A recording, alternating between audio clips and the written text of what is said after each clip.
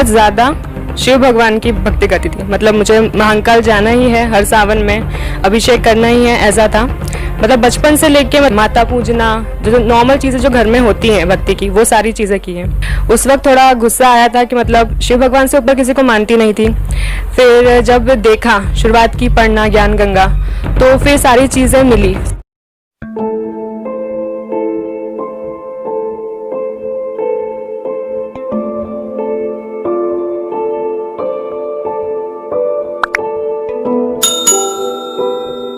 बहन जी नमस्कार। नमस्कार। क्या नाम है आपका? रश्मि कटारे। रश्मि जी कहाँ से आए आप? इंदौर, मध्य प्रदेश। आप संत रामपाल जी महाराज से कैसे जुड़े? मैं सद्गुरु रामपाल महाराज जी की शरण में, मेरे साथ क्लासमेट थे कॉलेज में, राहुल जी, उन्होंने मुझे ज्ञान गंगा पुस्तक दी थी। पहले समझाया था कि ऐसा ऐसा ज्ञान है जो सदग्रंथों के माध्यम से संत रामपाल जी महाराज जी दे रहे हैं। उस वक्त थोड़ा गुस्सा आया था कि मतलब शिव भगवान से ऊपर किसी को मानती नहीं थी। फिर जब देखा, शुरुआत की पढ़ना ज्ञान गंगा, तो फिर सारी चीज़ें मिली। उसके बाद मुझे पूरा ज्ञान हुआ। मैंने गीता जी भी देखी, जो संत रामपाल जी महाराज जी ने बता रखे थे सारे प्रमाण। उसके बाद मैंने संत रामपाल महाराज जी से अरदास लगाई थी, क्योंकि मेरे परिवार वालों से मैंने बोला था कि मुझे सतलोक आश्रम बरवाला जाना है। तो उन्होंने मुझे साफ मना कर दिया था कि नहीं, बिल्कुल भी नहीं। थोड़ा माने थे वो कि जाना है। उस वक्त मेरे पापा की तबीयत भी ख़राब चल रही थी। उन्होंने मना किया कि इसको भेज दो, फिर बोला कि नहीं, भेजना नहीं है, किसी के साथ नहीं भेजना है, ऐसा।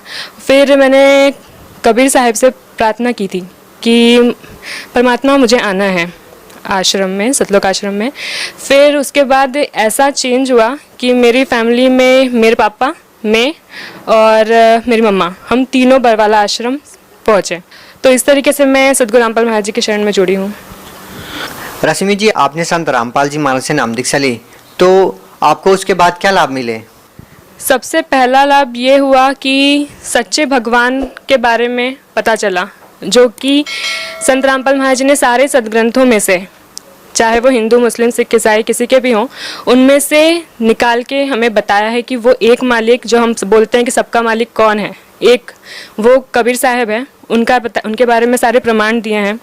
दूसरा ये कि जब मैं बरवाला आश्रम पहुंची थी, सतलोक बरवाला आश्रम, तो जब मैं संत रामपाल महाराज जी से आशीर्वाद लेने गई, तो उन्होंने जब मेरे सिर पे हाथ रखा, क्योंकि मेरी पूरी बॉडी में मतलब तकलीफ़ें बहुत थी, बुखार, तो मतलब हर हफ्ते डॉक्टर के पास जाना है, ऐसा था। बॉडी पेन, लेग दर्द होना, वो हमेशा रहता था। उसके लिए मेरी मम्मा पता नहीं घासलेट का तेल, पता नहीं क्या क्या मुझे लगाती रहती थी, नानी जी से पूछ के। फिर जब उन्होंने मुझे सिर पर हाथ रखा सद्गुरु रामपाल महाराज जी ने, तो मेरे शरीर में पूरे में थरथरी हो गई। उसके बाद से मुझे बॉडी पेन तो हुआ ही नहीं है। साल भर में एक बार कभी बुखार आ जाता है, फीवर आ जाता है, तो वो बहुत बड़ी बात है। उसके अलावा मुझे मतलब कभी भी बुखार नहीं आया। दूसरा लाभ ये कि नाम उपदेश लेने के 1-1.5 महीने बाद मुझे चिकन पॉक्स हो गया था, जिसे लोग मतलब माता निकलना कहते हैं। एक रात को मुझे बहुत ज़्यादा बॉडी पेन हो रहा था, मतलब ना मैं इधर हो पा रही थी और ना मैं इधर हो पा रही थी। इस कारण से मतलब मैंने कबीर साहब की बहुत महिमा सुन रखी थी, जो भी मतलब उनके आश्रम में लोग जाते हैं, है ना, तो उसी कारण मैंने गुस्से में उनसे बोल दिया कि आपकी तो इतनी महिमा मैंने सुन रखी है कबीर साहब, तो वो कष्ट जो मुझे हो रहा है वो हट क्यों नहीं रहा, वो दर्द मुझे हो रहा है, मैं सो नहीं पा रही हूँ, मुझे सोना है। इतने ही मैंने बोला था गुस्से में, और मेरी आंखें बंद हो गई।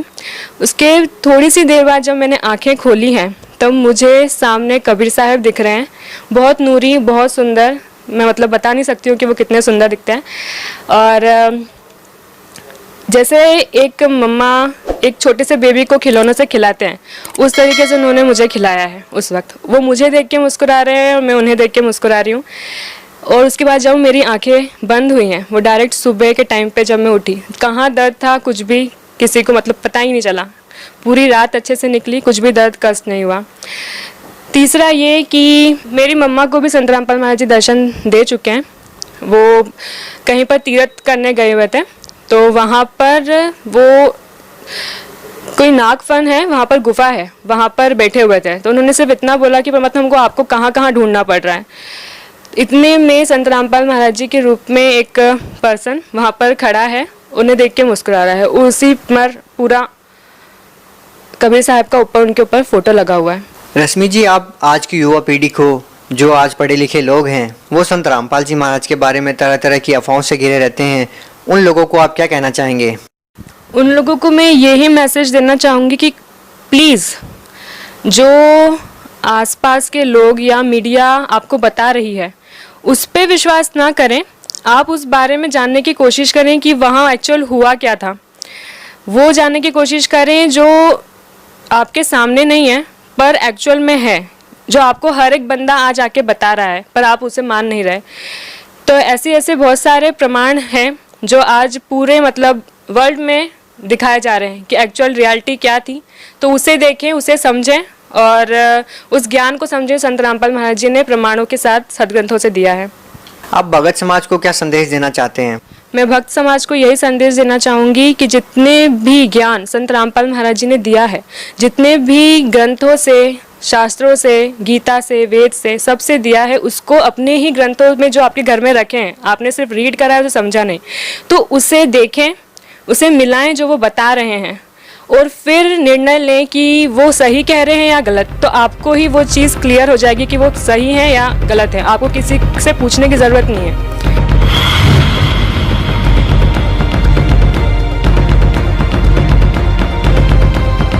और ये पूज्य नहीं है। तीन देव की जो करते भक्ति, उनकी कदे ना होवे मुक्ति।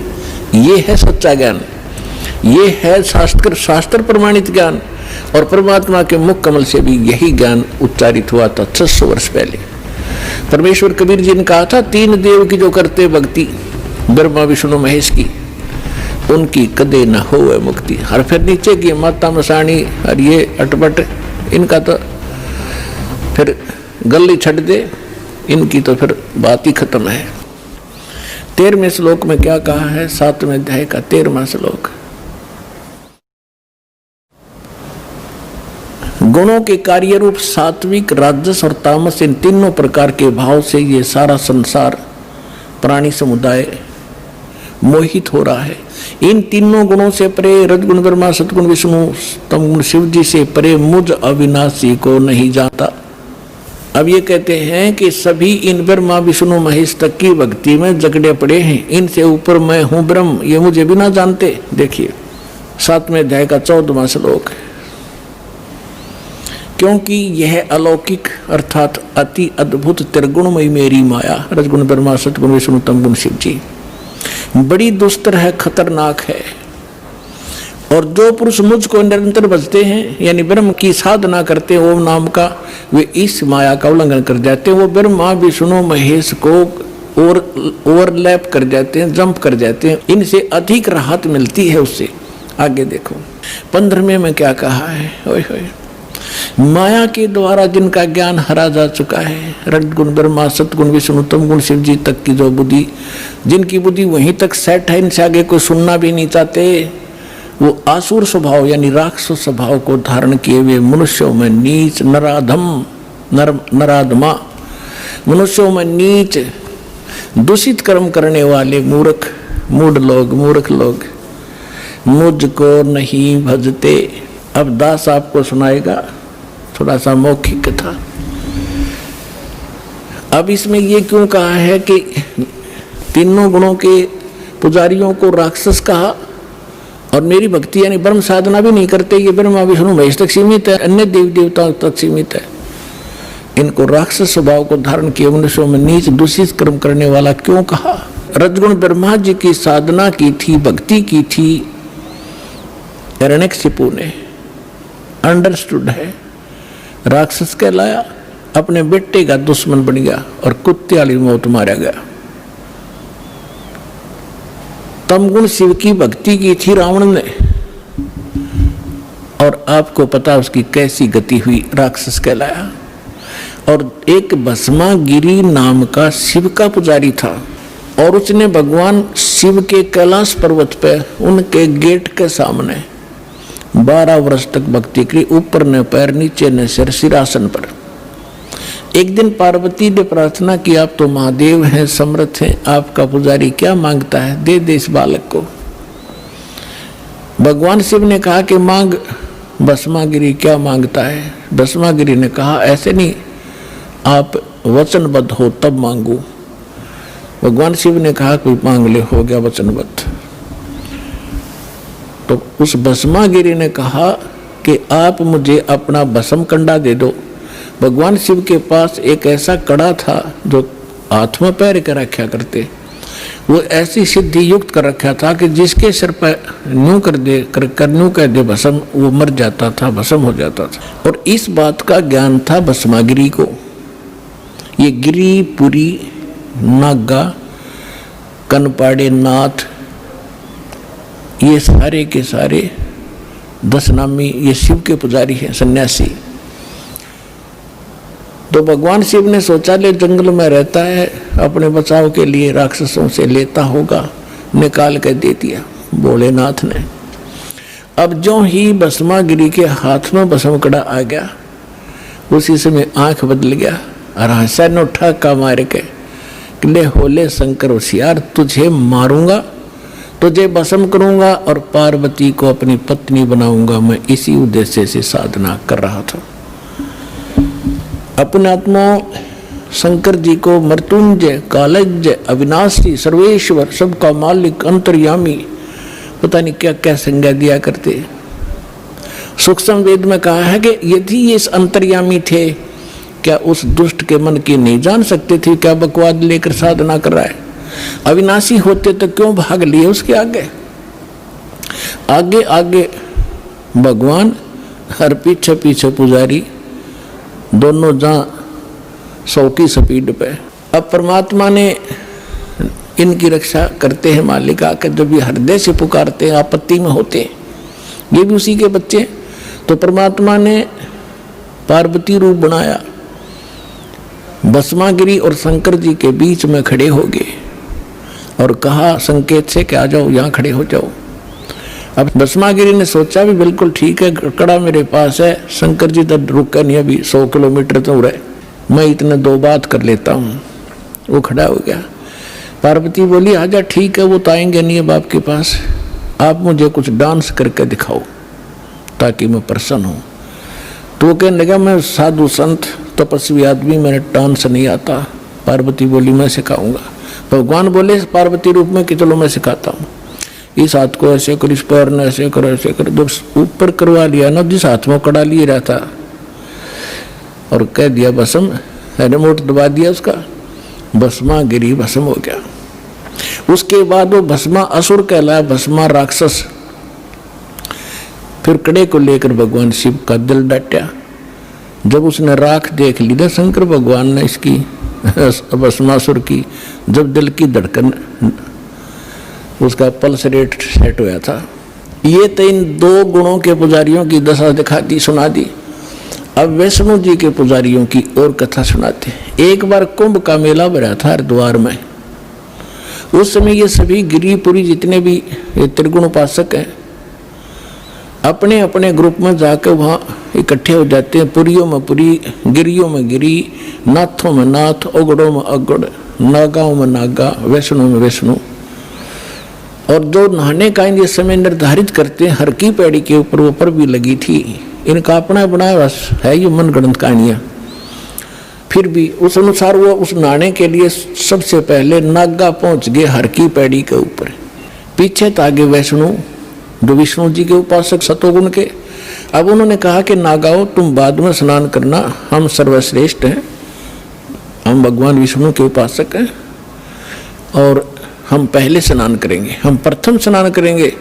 नागाओं ने कहा कि नहीं, हम सर्वश्रेष्ठ हैं, हम त्यागी और बैरागी हैं, हम वस्त्र तक नहीं रखते, हम सर्वश्रेष्ठ हैं, हम सबसे पहले स्नान करेंगे। वैष्णो साधुओं ने कहा कि तुम पशु की तरह नंगे फिरते हो, टट्टी के हाथ भी ना धोते, शर्ट फरडो राख लपेट रखी, तुम कहे कि शुद्ध हो, उत्तम हो, बाहर निकलो, हम प्रथम नहाएंगे। अब इतनी अकल थी लोगों में। गंगा का पानी मैला हुआ था, 2 मिनट पाछे नहा लेते, वो नहा ले जबकि बिजली गिरी थी वह, पर भी खत्म हुई थी 2 मिनट में। पर वो नहाना नूना भी भूल गए। भगवान की हर की पैड़ी में भी प्यार नहीं, भगवान का भी डर रहा नहीं, आपस में लड़न लग गए, कत्लेआम कर दिया। 25,000 वह त्रिगुण उपासक वह कट कर मर गए, कत्लेआम कर दिया। सूक्ष्म वेद में कहा है, तीर तुपक तलवार कटारी जमदड़ जोर बदावे हैं, हर पैड़ी हर हेत न जाने वहां जा तेग चलावे हैं, काटे शीस नहीं दिल करुणा ये जग में साधक वावे हैं, जो जन इनके दर्शन को जावे उनको भी नरक पठावे हैं। कहते हैं हर पैड़ी हर हेत न जाने, और वहां कर्द ठोके एक दूसरे ने कत्लेआम करें, और काटे शीस नहीं दिल करुणा, इनमें दया नहीं राक्षसों में। और ये जग में साधक में तुम इनको संत भी कहते हो, और इनका जो अनुयायी बनता है उनको भी यो ये पाठ पढ़ावे हैं, यानी उनको भी नरक में